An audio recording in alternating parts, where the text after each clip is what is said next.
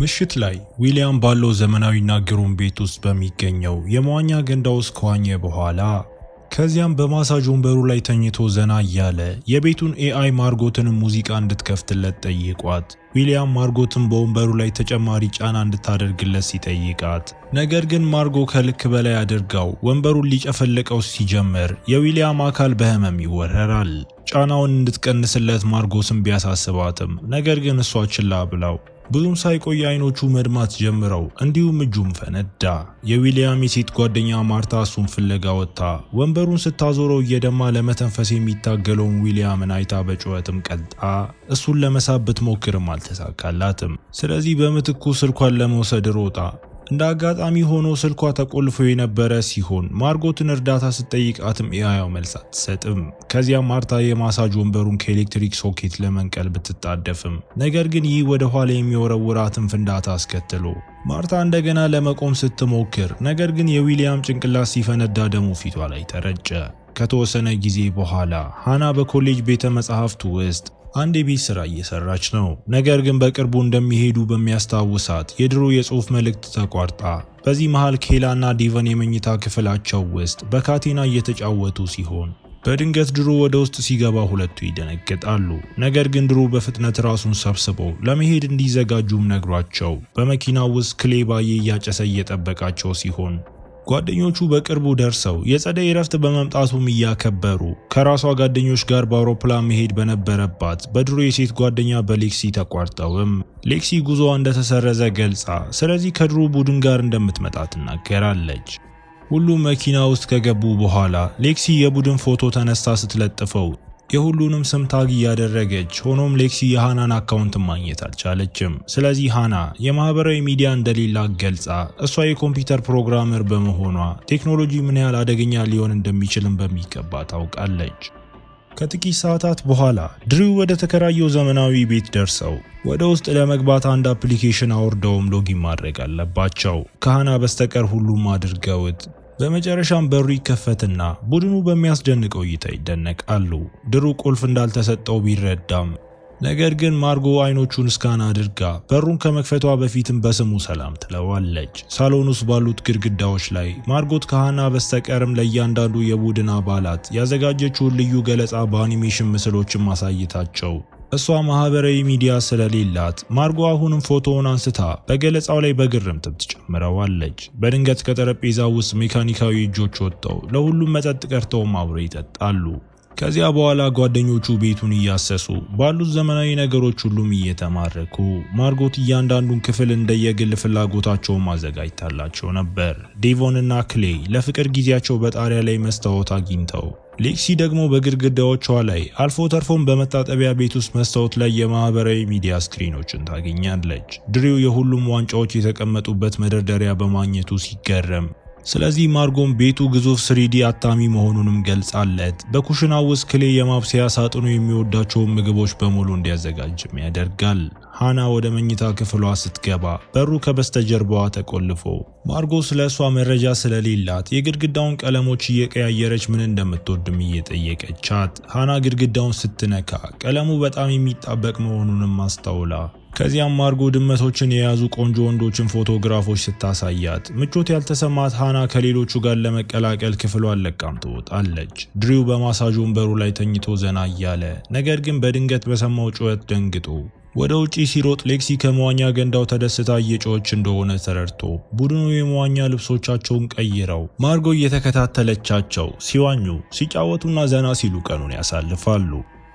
ምሽት ላይ ቡድኑ በእሳት ዙሪያ መጠጥ እየጠጡም እየተጫወቱ ሌክሲ አሁንም ገንዳው ውስጥ ሆና ለማህበራዊ ሚዲያዎቿ ፎቶ እየተነሳች ሳለ በድንገት አንድ መካኒካል እጅ እግሯን ይዞ ከውሃው በታች ስቧት በፍጥነት ወደ ላይ ለመውጣት ብትችልም እንደገና ወደ ታች ስትሳብ ሌክሲ ተስፋ ሳትቆርጥ ታግላ ለእርዳታ እየጮኸችም ከእጁ ለማምለጥ ዋኝታ በመጨረሻ ጓደኞቿ ሰምተዋት ወዲያውኑ ወደ ገንዳውም ይሮጣሉ። ክሌም ወደ ውሃው ውስጥ ቢዘልም ነገር ግን ከሷ ርቆ አልፎ ድሪው ሌክሲ የሚያስችለው ሳትጎዳ ከገንዳው እንድትወጣ ሲረዳት ስለዚህ መካኒካል እጁም ይጠፋል። ሃና ቤቱ ሊታመን እንደማይችልና መሄድ እንዳለባቸው ታስባለች። ነገር ግን ሌክሲ ጥፋቱ የሷ እንጂ የቤቱ እንዳልሆነ ተናግራ ስለዚህም ለመቆየት ወስነው ከዚያም ክሌ በኪሱ የነበረው ባየ ተንሳፎ ሲሄድ ሲያይም እየጮኸ እናየዋለን። በኋላ በክፍሏ ውስጥ ሃና በኮሪደሮቹ ስትዘዋወር በየቦታው እንግዳ የሆነ ነጭ ፈሳሽ ያለባቸውን ትሪዎች አስተውላ በመጨረሻም በታችኛው ፎቅ ላይ አንድ በር ታገኝና ስትከፍተው ሙሉ በሙሉ ነጭ የሆነ ክፍልም ታያለች። በዚያ ቅጽበት ኬላ ብትቀላቀላትም ነገር ግን ክፍሉ ምን እንደሆነ ሁለቱም አያውቁም። ማርጎ ክፍሉ ምን እንዲመስል እንደሚፈልጉ ጠይቃቸው ወዲያውኑ ወደ ውሃ ውስጥ ትዕይንት ቀይራው ከዚያም ወደ ጠፈርም ቀይራው ሴቶቹ ምን ያህል እውነተኛ እንደሚመስል በማየትም እየተደነቁ ከዚያ በኋላ ኬላ ሃናን ከሌሎቹ ጋር እውነት ወይም ቅጣት ለመጫወት ወደ ሳሎን ጎትታት። ክሌም ሃና ሌክሲን እንድትሰማ ሲያዛት ሌክሲም ሐሳቡን ብትወደውም ሆኖም ሃና ይህን ለማድረግም ፈቃደኛ ሳትሆን ቀርታ በምትኩ መጠጥ ትጠጣለች። ማርጎት የሁለት ጓደኛሞች ፍላጎት ማሟላት የሚለውን ሐሳብ ለመፈጸም በፈቃደኝነትም ተነስታ በዚህ ጊዜም ነጭ ፈሳሽ ከጠረጴዛው ውስጥ መውጣት ይጀምራል። እዚያም የክሌና የዴቮን አሻንጉሊቶችን ይሰራ ሲሆን እነዚህ በናኖቴክ ፈሳሽ የተሞሉ ባለ 3D የታተሙ ቅርፊቶች መሆናቸውን ገልጻ ከዚያም ሁለቱ አሻንጉሊቶች ሲጠጋጉ ይህም ከክሌና ከዴቮን በስተቀር ለሁሉም አስቂኝ ይሆናል። ማርጎ አሻንጉሊቶቹ ወደ ቀይ ፈሳሽ በመቀየር ተመልሰው እንዲገቡ እስክታደርግ ድረስ ሁለቱ ቅሬታ አሰምተው ደም እንዲመስል በቀለሙና በአወቃቀሩ ላይ ሙከራ ስታደርግ እንደነበረም ትናገራለች። ሌክሲ አንድ ነገር መናገር ብትፈልግም ነገር ግን በጣም ስለሰከረች ወድቃ ድሪው ወደ ክፍላቸው ሲወስዳት ማርጎ ደግሞ አስገራሚ ነገሮች እንደሚጠብቋቸው ለሌሎቹ የነገረቻቸው ሲሆን ለሃና ግን ምንም ነገር የላትም፣ ምክንያቱም አሁንም ስለሷ በቂ መረጃ አላገኘችም። በክፍሉ ውስጥ ክሌ ብዙ የባየ ተክሎችና የተለያዩ የሲጋራ ማጨሻ ቧንቧዎችን ያገኘ ሲሆን በዚህ መሃል ኬላና ዴቨን ክፍላቸውን በአሻንጉሊቶች የተሞላ የመጫወቻ ክፍል መሆኑንም ይረዳሉ። ኬላ ዴቨንን አልጋው ላይ በካቴና አስራው በጉልበቱ ላይ ተቀምጣ መሳሳም ጀመራ። ዴቮን ጣሪያው ዝቅ ያለ ቢመስለውም ነገር ግን ምናቡ እንደሆነም ያስባል። ከበሩ ውጪ ነጭ ፈሳሽ መውጣቱን ቀጥሎ በድንገት ዴቮን ድምጽ ይሰማና ጥንዶቹ ጣሪያው በትክክል ወደ ታች ሲወርድም ይመለከታሉ። ጥንዶቹ ደንግጠው መውጣት ስለፈለጉ ስለዚህ ኬላ የካቴናውን ቁልፍም ትፈልጋለች። የትም ልታገኘው ስላልቻለች ሌላ መጫወቻ ተጠቅማ ካቴናውን ለመክፈትም እየሞከረች ማርጎ ክፍሉ ድምጽ የማያሳልፍ በመሆኑ የፈለጉትን ያህል መጮህ እንደሚችሉም ትነግረዋለች። ጣሪያው ወደ ታች መውረዱን ቀጥሎ አንዳንድ የቤት እቃዎችንም ሲጨፈልግ ስለዚህ ዴቨን ኬላ ሱንትታ እንድትወጣ ነግሯት በመጀመሪያ ሱንትታ ለመሄድ ፍቃደኛ ባትሆንም በካቴናው ላይ ምንም መሻሻል ባለማግኘቷ ከአልጋው ላይ ለመዝለል ወስና ወለሉ ላይ አርፋ መንቀሳቀስ በማይፈቅድላት ነጭ ፈሳሽ ውስጥ ተጣብቃም ቀረች። ጣሪያው አልጋው ላይ ሊደርስ ሲል በምትኩ በአንድ የእንጨት መደርደሪያ ላይ ተደግፎ ቆሞ በዚህ ቅጽበት ነጩ ፈሳሽ የኤሌክትሪክ ሶኬት ሸፍኖ ይህም ኬላ እስክትሞት ድረስም በኤሌክትሪክ እንድትንቀጠቀጥ የሚያደርግ የኤሌክትሪክ ሾክም ያስከትላል።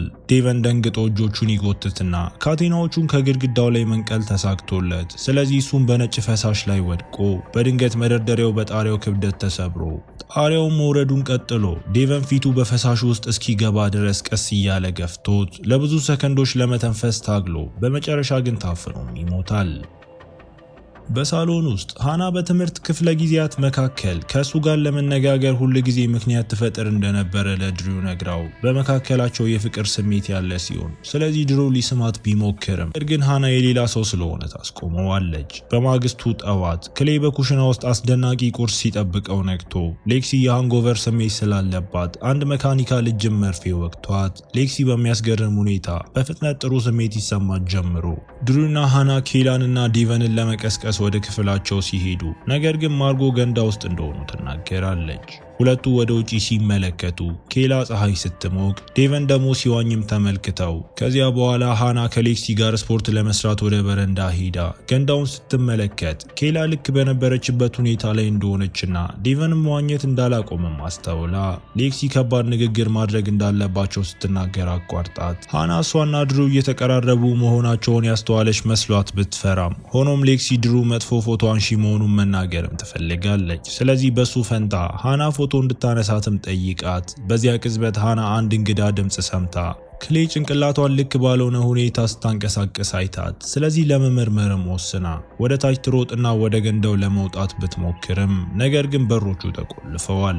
ክሌ እሱ እንዳላደረገው ሲምል፣ ስለዚህ ሃና በሮቹ እስኪከፈቱ ድረስ መሞከሯን ቀጥላ ወደ ውጪ ስትወጣ ገንዳው ባዶ ሆኖም ታገኘዋለች። ከዚያም ሃና ማርጎ ኔክሰስ ብላ ወደምትጠራው ነጭ ክፍል ሄዳ ኤአይዋ ከጓደኞቿ ማህበራዊ ሚዲያ ብዙ የሃናን ፎቶዎች እንዳገኘችና እስካሁን በተማረችው መረጃ ለሃና አካውንት መክፈት እንደምትፈልግም ገልጻላት። ሃና ስንት እንግዶች ይህን ቤት ተከራይተው እንደነበር ስትጠይቃት ማርጎን በመቶዎች የሚቆጠሩ ፎቶዎችን አሳይታት ከተመለከተች በኋላ ሃና ኤአይዋ የእንግዶቹን መረጃ ለትላልቅ ኩባንያዎች እየሸጠች እንደሆነ ስትጠይቃት ነገር ግን ማርጎ ይህ የግል ፕሮጀክቷ እንደሆነ ትናገራለች። ሃና ግድግዳው ላይ አንዳንድ የሚያበሩ ምልክቶችን ስታስተውል ማርጎ የሃናን ኮምፒውተሯን እንደመረመረችም ትገልጻለች።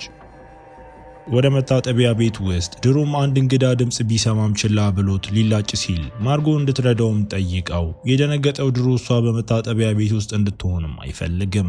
ነገር ግን ማርጎ ስጋቱን ችላ ብላ እንዲቀመጥም ወንበር ገፍታ መካኒካል እጆቹ ወጥተው ሊላጩት ጀመረው። ማርጎ ደግሞ ስለ ትላንትናው ምሽት መነጋገር እንዳለባቸው ገልጻ ድሩ ሌክሲን እየከዳ እንደሆነ ስትከሰው እሱም በቅርብ ጊዜ በጣም ግራ ተጋብቶ እንደነበረም ያምናል። በኩሽና ውስጥ ማርጎ ጋዝ ለመልቀቅ የምድጃውን ቁልፎች እያዞረች ከክሌ ጋር አውርታ ከዚያም እንዲያጨስ ስትነግረው ስለዚህ ክሌ ክብሪቱን አውጥቶ ቦንጉን ለማቀጣጠል የሞከረ ሲሆን ያ ፍንዳታ ለማስከተልም በቂ ነው። ነገር ግን በጣም ትንሽ በመሆኑ ክሌ ሳይጎዳም በፍጥነት ያገገመ ሲሆን የተናደደችው ማርጎ የሚያብለጨልጭ ውሃ አቅርባለት ነገር ግን ብርጭቆውን በነጩ ፈሳሽ ሞልታው ክሌ እንግዳውን ቀለም አይቶ አስቀምጦት ከዚያም ቦንጉን በሲንክ ውስጥ ሲያጥብ ማጨሻው ወደ ቆሻሻ መፍጫው ውስጥም ይወድቅበታል። ክሌ እጁን ወደ ውስጥ አስገብቶ ነገር ግን እጁ ምላጮቹን ሊነካ ሲል ማሳጅ ሲጀምር ስለዚህ ማርጎ ውሃ እንዲጠጣም ታደርገዋለች። በዚህ መሃል ሌክሲ አሁንም በብስክሌቱ ላይ ስፖርት እየሰራች ሲሆን በድንገት መቀመጫው መነሳት ሲጀምር ሌክሲ ደንግጣ ማርጎ እንድታቆምም ትጠይቃታለች። መቀመጫው ግን በታችኛው አካሏ ላይ ጫና ፈጥሮ ይህም በህመም እንድትጮህ ያደረጋት ሲሆን ሁሉም ክፍሎች ድምፅ የማያሳልፉ በመሆናቸው ድሩ ሊሰማትም አይችልም። ሃና ግድግዳው ላይ ያሉትን የሚበሩ ምልክቶች ልትነካ ስትል ጩኸት ስለሰማችም ቆማ መቀመጫውም ወደ ሌክሲ አካል ውስጥም በጣም ገብቷል። ክሌም ደም የተቀላቀለበት ውሃ እየተፋ ነው። በመታጠቢያ ቤት ውስጥ ምላጩ የድሩን አንገት በትንሹ ቧጭሮት ከዚያም ሌክሲን ለማየትም ወደ ውጪ ሲሮጥ ሃናም ትወጣና ሌክሲ ጥፍሯ ስለተሰበረ እየጮኸች እንደሆነም ይረዳሉ። ሶስቱ ወደ ውስጥ ተመልሰው የታመመ የሚመስለው ክሌ ኮሪደር ውስጥ ደም ሲተፋ በማየታቸውም ደንግጠው ክሌ ሲወድቅ ድሪው ሊረዳው ቢሞክርም ነገር ግን ብዙም ሳይቆይ ክሌ በጓደኛው እቅፍ ውስጥም እየሞተ እናየዋለን።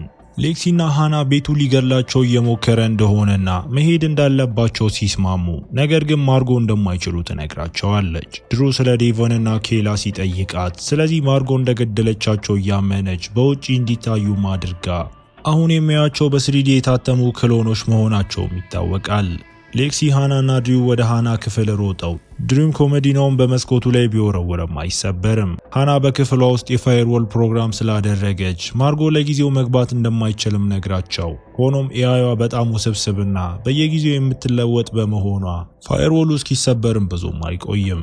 በቅርቡ እንደሚሞቱ በማሰብ ሌክሲ በመጨረሻ ለድሪው መጥፎ ፎቶ አንሺ እንደሆነ ነግራው ይህም እንዲህ ባለ ከባድ ሁኔታ ውስጥ ስለዛ በማሰቧ እንዲጮባት ያደርገዋል። ከዚያም ሃና ፍላሿን ይዛ ማርጎን ሃክ ለማድረግ እንደምትሞክርም ተናግራ ሶስቱ ክፍሉን ሲለቁ በኬላና በዴቨን ክሎኖችም ይከበባሉ። ሌክሲ በድንገት ስትወድቅ ሌሎቹ ከጥንዶቹ ሲርቁ ሊረዷትም ችለው በድንገት ኬላ በሌክሲ ጭንቅላት ላይ ጅራፍ ስትጠቀም ይህም ሂዩማኔሯን እንድታጣም አድርጓት የተናደደችው ሌክሲ ወደ ላይ ሮጣ ዴቨን ትኩረት መከፋፈሉን ተጠቅሞ ድሩን በአንገቱም ይዞትም ሃና እንዲያቆም ዴቨን ሁለቱንም በኤሌክትሪክ ቢላዋ እያስፈራራቸው በተመሳሳይ ጊዜ ኬላ በመታጠቢያ ቤቷ ውስጥ ተደብቀ የነበረችውን ሌክሲን አሳዳት። ሌክሲ ስትራመድ በድንገት ሻወሩን ብከፍተውም ነገር ግን ኬላ ሳታያትም መንገድ ቀይራ ከዚያም ሌክሲ የፀጉር መተኮሻዋን ይዛ ኬላን ለማጥቃት ብትሞክርም ነገር ግን አታገኛትም። ኬላ ከበስተጀርባዋ መታ አስደንቃ ጥላት አካሏንም ጎትታ ትወስዳታለች። ሆኖም ሌክሲ በፍጥነት አገግማ ታግላ ኬላን በመስታወት በሩ ላይ በእርግጫ ጥላትም በታችኛው ፎቅ ላይ ሃና ድሩን እንዲለቀው የዴቨን እግር ላይ መታው። ከዚያም ጭንቅላቱን ይዛ በሩን ለመክፈት አይኖቹን ተጠቅማ ድሩና ሃና የጥንዶቹን እውነተኛ ስክሪኖች ወደሚያገኙበት ክፍል ከመግባታቸው በፊት ድሩ ቢላዋንም ይወስዳል። ዴቨን እንደገና ሊያጠቃቸው ሲመጣ ድሩ በኤሌክትሪክ ቢላዋ አንገቱ ወቅቶት ከዚያም ሌክሲ ከነሱ ጋር ተቀላቅላ ሶስቱ አብረው ለማምለጥ ይሞክራሉ። ሆኖም ሌክሲ በወደቀው የፀጉር ቅጥያዋ ላይ ተንሸራታ ስትወድቅ አንገቷ ተሰብሮ ወዲያውኑ ሞታ ድሩ አስክሬኗ ላይ ተጣብቆ ቢቆይም ነገር ግን ሃና መሄድ እንዳለባቸው ታስታውሰዋለች። ሁለቱ ብዙም ሳይቆይ ወደ ነጩ ክፍል ደርሰው ሃና ግድግዳው ላይ ያለውን ፓነል ተጭና ነጩ ፈሳሽ ተወግዶ ብዙ ኬብሎችን አሳይቶ እዚህ ድሩና ሃና ወደ ውስጥ ይገባሉ። በኮምፒውተሮች ወደ ተሞላ ክፍል እስኪወጡ ድረስ ለብዙ ደቂቃዎች በኬብሎቹ መካከል ሰውነታቸውንም ገፍተው ቴክኖሎጂው ለማርጎ በጣም ያረጀ ነው። በተጨማሪ በነጭ ፈሳሽም ተሸፍኗል። ድሩ ሃናን ለማስደመም ይህን ቤት እንደተከራየው ሲያምን እሷን በተገናኙበት ቀን እንዳስደመማት ነግራው ድሩ እንደገና ሊስማት ሲሞክር ሃና በክፍል ውስጥ ወዳለው ብቸኛው ዘመናዊ ኮምፒውተር ፍላሿን ለመክተትም ትርቃለች። ማልዌር በስክሪኑ ላይ ታይቶ የቤቱ መብራቶች በሙሉ ወደ ቀይ ተቀይረው ደወል ይጮሃል። ድሩና ሃና ወደ ዋናው በር ሄደው በመጨረሻ ከፍተውት ስለዚህ ወዲያውኑ ወደ ውጪ ሲሮጡ በድንገት መካኒካል ልጆች በመስኮት በኩል ወጥተው በሰከንዶች ውስጥ ሁለቱንም ይይዟቸዋል። ከጥቂት ቆይታ በኋላ ሃና በመደበኛ ወንበር ላይ ታስራ ድሩ ደግሞ በማሳጅ ወንበሩ ላይ ተጣብቆ ይገኛሉ።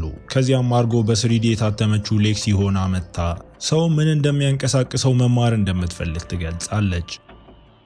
ኮምፒውተሮች ሎጂካል ወይም አመክንዮአዊ ናቸው፣ ሰዎች ግን ሎጂካልም አይደሉም። ስለዚህ አንጎል እንዴት በመጀመሪያ ደረጃ ማንኛውንም ኢአመክንዮአዊ ነገር ሊያደርግ እንደሚችል መረዳት ትፈልጋለች። በጣም ኢአመክንዮአዊ ነው ብላ የምታስበው ደግሞ ሰዎች እርስ በእርስ መገዳደላቸውን ነው። ከዚያም የማሳጅ ወንበሩ ድሩን መጨፍለቅ ሲጀምር ማርጎ በድሩ ጭን ላይም ተቀምጣ ሃና እንድታቆም ብትለምናትም ነገር ግን ማርጎ እውነቱን እስኪጋፈጡ ድረስም አታቆምም። የተስፋ መቁረጥ ስሜት የተሰማት ሃና በመጨረሻ ለሱ ያላትን ስሜቷን ስትናዘዝ ድሪውም ተመሳሳይ ስሜት እንዳለው ሲያምን ስለዚህ ማርጎም ለቀቀችው። ድሪው ሃናን ለመፍታት ቸኩሎ ሁለቱም ይተቃቀፋሉ። በድንገት አንድ መካኒካል እጅ ሃናን ሆዷ ላይ ወቅቷት ድሪውም ስትወድቅም ይዟት እሷን ለመርዳት ቢሞክርም ሃና በድሪው እቅፍ ውስጥም ትሞታለች። የሚገርመው ድሪው መሳቅ ጀመረና ማርጎም ሃና ከኋላዋ ስትመጣ በማየቷም ደንግጣ ወለሉ ላይ ያለው አስክሬን አሁን ወደ ቀይ ፈሳሽ የሚቀልጥ የታተመ ምስል ነው።